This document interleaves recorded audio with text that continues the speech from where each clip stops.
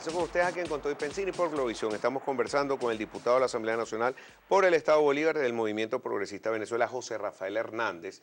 Antes de pasar a la pregunta que dejamos al aire, tú mencionaste en la primera parte de la entrevista un tema que yo creo que es el más caliente que ha salido hoy, que fueron las revelaciones que dio, revelaciones o no, pero es la posición que dice Juan Barreto sobre la posibilidad, y vamos a manejarlo de esa manera, de la posible renuncia del presidente Maduro. Lo dice con mucha propiedad y con mucha seguridad, que ese está en el tapete, no solamente la renuncia por él, sino por la subsistencia del chavismo como un factor político en el país para que pueda trascender y que no muera ese proyecto que tú mencionabas en la primera parte.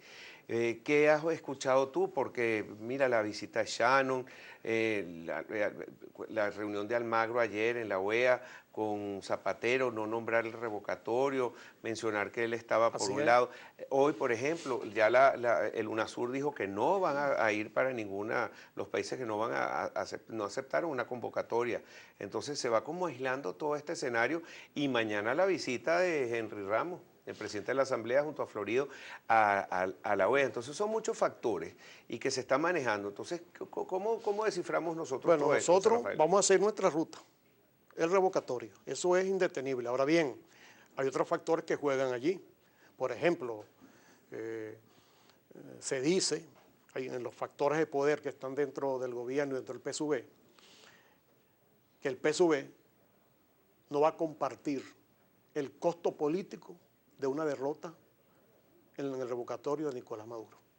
Y que eso acabaría con ese partido, con ese proyecto de partido. Ahora bien, si se revoca el PSUV, el presidente, se podría llevar el PSUV, es decir, que podrían irse entonces a las elecciones de gobernadores y porque tendrían más oportunidad de tener algunas gobernaciones en el país. No, una derrota de Maduro acabaría con toda aspiración dentro de los aspirantes del PSUV. Ahora, yo en la dirección nacional del partido, que se realizó hace mes y medio en el Colegio de Ingenieros, yo expresé que Maduro no iba a esperar el revocatorio, que Maduro podría renunciar antes del revocatorio, dadas las condiciones políticas, las condiciones económicas y las condiciones sociales en que nos encontramos.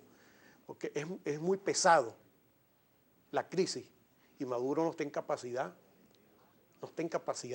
de resolver esta crisis. Ahora, esto forma parte del juego político. Hasta dónde es capaz de llegar Maduro y hasta dónde es capaz el presidente Maduro de llevarse al pueblo de Venezuela. Porque esto no es un problema de él. La permanencia de Nicolás en la presidencia de la República también es un costo para el pueblo de Venezuela. Hasta hace poco, cuando visitó el presidente de los Estados Unidos, Obama, a Raúl Castro en La Habana, una semana antes hubo una visita de Nicolás Maduro a la isla, a Cuba. Y se especuló mucho, el Nuevo Herald lo publicó, que había ido a hablar con Raúl Castro. Se hablaba en ese entonces también de una posible renuncia, de un posible asilo político que se encontraba, no se encontraba, pero parece que el presidente Maduro fue con Fidel, no fue con Raúl, y ahí hay una polémica entre los hermanos allá en la isla. Y de hecho no aceptaron la ayuda diplomática que ofreció la Iglesia, la misma ayuda que le ofrecieron a Cuba con los Estados Unidos, y llamó la atención porque pareciera que el presidente hubiera dicho: yo vuelo solo, o le hago caso a Fidel o le hago a Raúl. ¿Hay algo de esto en el tapete? Mira, Cuba tiene muchos intereses aquí en Venezuela, Pedro. Cuba no, independientemente de las distancias ideológicas que separan a Cuba y Venezuela, Cuba tiene inversiones aquí, no solamente con la cuestión de los médicos, sino también que tiene otros intereses, la cuestión de Petrocaribe. Ellos están pensando en eso y en otras cosas por ahí que todavía no conocemos nosotros. Ahora bien,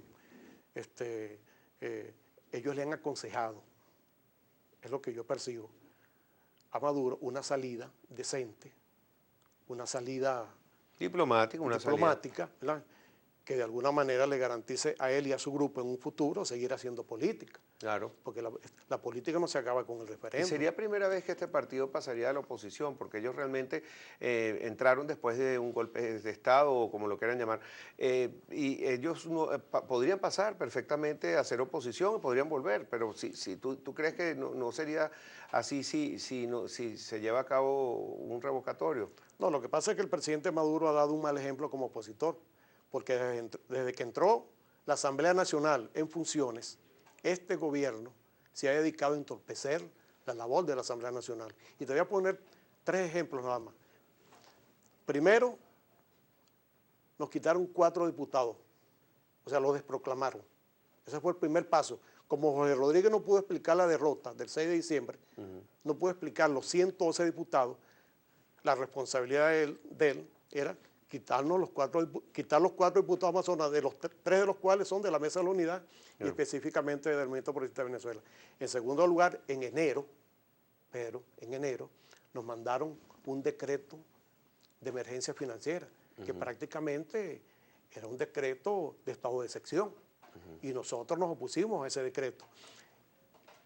Y 2 meses después, volvieron a mandar otro decreto de emergencia financiera, el mismo estado de excepción, sin conversar con la Asamblea, de tal manera que te pusieron contra la pared, o lo apruebas o no lo apruebas. Ahora fíjate que llama la atención, por ejemplo, de personas que estaban movilizándose para revalidar sus firmas. Esta noticia me llamó la atención, una fotografía en el Orinoco de una cantidad de indígenas que estaban vestidos de la Vinotinto. Guaraos se movilizaron desde la selva del Taica para la validación de Curiara. Después de haber viajado por más de 10 horas por ríos, caños y trechos, llegaron a estampar sus huellas en el CN de Tucupita. Eso son ganas de firmar. Y te pregunto algo, ¿y qué pasó hoy entonces con Henry Ramos, que finalmente él había dicho en su red Twitter que no le habían aceptado todavía el CN allá a la OEA que ir a hablar? Ahora Florido y él se la aceptaron, van a hablar mañana, un día tan trascendental, sobre todo que se está votando para poder empezar el inicio de la activación de la Carta Interamericana Democrática. Bueno, la OEA tiene sus propias reglas. La OEA no responde a caprichos ni emociones de un canciller o de un país. ¿Entiendes? Incluso la OEA tiene dentro de sus estatutos, dentro de sus reglamentos, recibir a gente particulares de la ONG, de la sociedad civil. ¿Y por qué no va a recibir a Henry Ramos? Presidente de una asamblea legítima, al igual que los expresidentes, Leonel Fernández, Zapatero. O sea, ¿cuál es la diferencia entre la legitimidad de los expresidentes que fueran a la OEA y la legitimidad de Henry Ramos? ¿Y quién representa a Henry Ramos? Él es el jefe de la oposición, él ha dicho que no. ¿Quién es él? Él es el jefe de un poder del Estado, Pedro. Ok, él representa autónomo, el poder legislativo, que es uno de los que está diciendo que se debe aplicar la Carta Interamericana porque no lo dejan legislar. ¿Y por qué? Porque aquí no hay separación de Estado, no hay separación de poderes. Eso es lo que él va a decir allá. ¿Qué crees tú que va a decir ese discurso? Y no solamente explicar eso, es explicar la situación del país, la situación alimentaria, la situación, cómo funcionan los militares en Venezuela. Porque aquí se cayó ese mito, Pedro, de que necesitamos un militar para gobernar. Eso se cayó. Los militares han manejado ministerios, bancos, han manejado la cuestión alimentaria. Ok, pero vamos a ver el tema militar de un lado, porque me interesa, me quedan 30 segundos. Henry Ramos Alup, ¿qué crees que va a hablar mañana en la OEA? Lo que he explicado aquí. Va a usar su verbo y su carisma. Pero no es lo mismo hablarle a Venezuela que hablarle allá en la OEA. A Henry es muy difícil cambiarlo. Le podrás cambiar la forma de algunas cosas, pero el estilo no se lo vas a cambiar. Henry va a ser crudo, va a ser frontal en la OEA, va a explicar lo que está pasando en Venezuela, va a explicar que aquí no hay separación de poderes, que aquí se violan los derechos humanos, que aquí hay presos políticos. O sea, ¿qué más va a decir Henry allá? ¿Qué más tiene que inventar? O sea, no va a inventar nada. ¿Tú consideras que fue buena la estrategia como se manejó la salida de Henry y Florido para ir a la OEA? Te aseguro que si sale por el aeropuerto internacional de Maiquetía, no lo van a dejar. ¿Por dónde se fue? No desconozco. Bueno, pusieron una foto en Twitter.